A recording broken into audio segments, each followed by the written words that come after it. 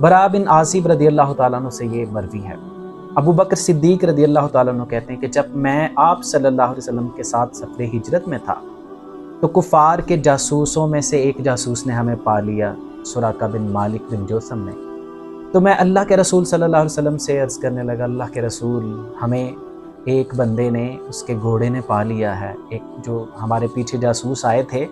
تو آپ فرمانے لگے لا تحزن ان اللہ معنا، کہ خوف مت کرو، ڈرو مت، اللہ ہمارے ساتھ ہے۔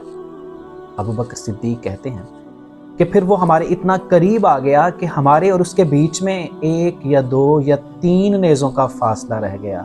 تو میں نے دوبارہ سے عرض کی ھذا طلب قد لحقنا، اللہ کے رسول یہ تو جاسوس ہمارے بالکل قریب آ گیا۔ اور کہتے ہیں اس پر میں رونے لگا۔ تو آپ فرمانے لگے ابو بکر کیوں روتے ہو؟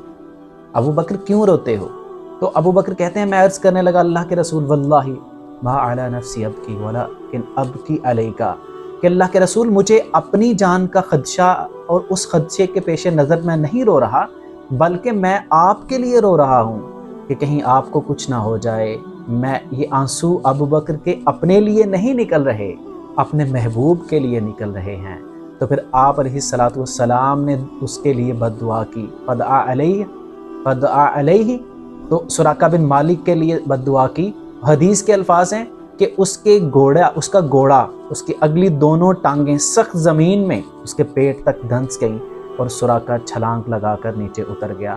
تو آپ دیکھیے ابو بکر صدیق رضی اللہ تعالیٰ عنہ کی آپ سے محبت، کہ جب دشمن آپ کو آپ کے قریب آ گیا اور رونا اس بات پر آ رہا ہے کہ میرے محبوب کے ساتھ کہیں ایسا معاملہ نہ ہو جائے، اپنی جان کا خدشہ اور ڈر نہیں ہے، اپنے محبوب کی جان کا خدشہ اور ڈر ہے۔ اللہ ہمیں بھی ایسی قربانی کرنے والا ایمان نصیب فرمائے کہ ہم اپنے تن من دھن ہر چیز سے بڑھ کر آپ علیہ الصلوۃ والسلام سے محبت کرنے والے بن جائیں۔